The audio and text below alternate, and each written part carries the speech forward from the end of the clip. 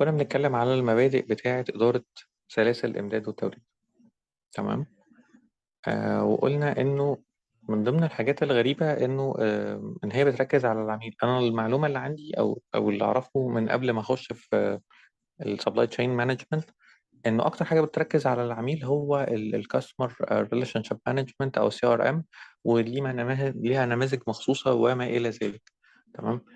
والفكرة يعني هم كلهم الحاجات اللي زي كده هي طرق، يعني منظور من الإدارة، هي إدارة، بس إدارة لكل العمليات بتاعة الإنتاج. مفيش مشاكل، بس في منظور مركز قوي على حتة من ضمن المبادئ بتاعة إدارة السلاسل الإمداد، إن هو بيركز على العميل واحتياجاته.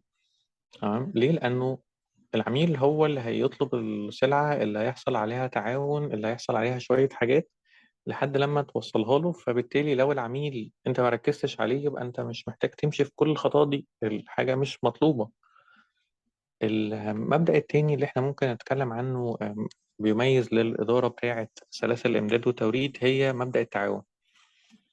دي مشكلة دايما بتقابل الناس اللي بيركزوا مثلا في البروجكت مانجمنت مثلا، انه بيركز على الحتة بتاعته، الحتة بتاعة الإنتاج، الحتة بتاعة خط الإنتاج، الحتة بتاعة النقل، الحتة بتاعة التخزين، الحتة بتاعة الشراء، الحتة بتاعة البيع.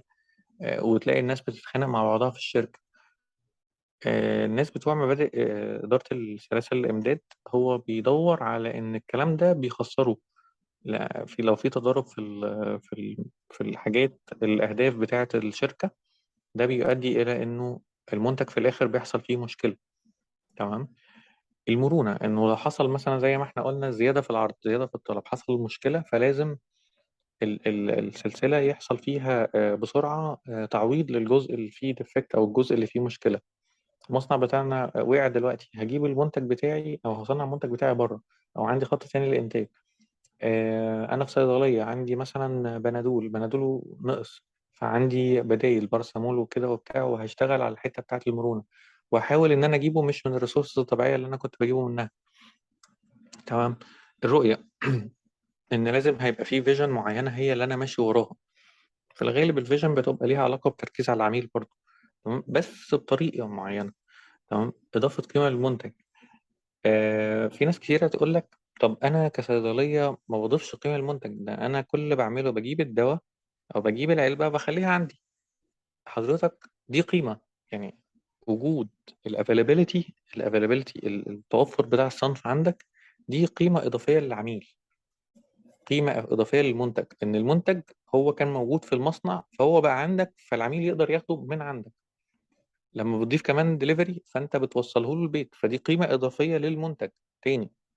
تمام.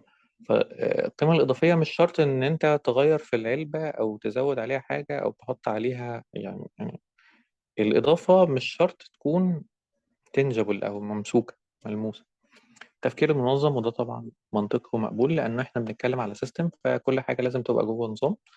الاعتماد على التكنولوجيا بشكل كبير، السبلاي تشين بتعتمد على التكنولوجيا.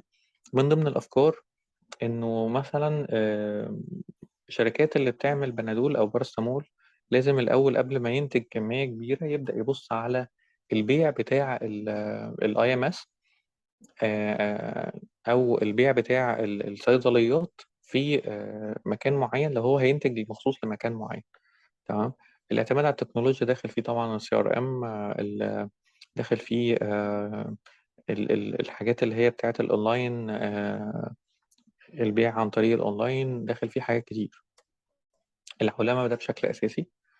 آم، العولمة من ضمن الحاجات التحديات الكبيرة اللي كانت هي سبب في وجود إدارة سلاسل الإمداد، لأنه أنت مش بتتكلم النهاردة بس عن المنتج اللي أنت زي ما إحنا قلنا الصياد اللي أنت جاب السمكة وطلعها وباعها وخلص الموضوع. لا، أنت المنتج الواحد داخل فيه منتجات من جميع أنحاء الكرة الأرضية، وبيتم تداوله برضه في جميع أنحاء الكرة الأرضية. فده عامل عليك أكيد لود. التطوير المستمر، وده جزء أساسي في إدارة سلاسل الإمداد، لأن الفاريشن أو العمليات اللي بتحصل عليها عمليات كتير وسريعة.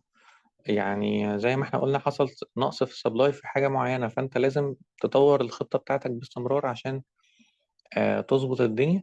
وآخر حاجة طبعا إدارة المخاطر، ودي طبعا من ضمن أكبر الحاجات دلوقتي اللي بقت موجودة سواء كان مخاطر خارجية، مخاطر داخلية، مخاطر ليها علاقة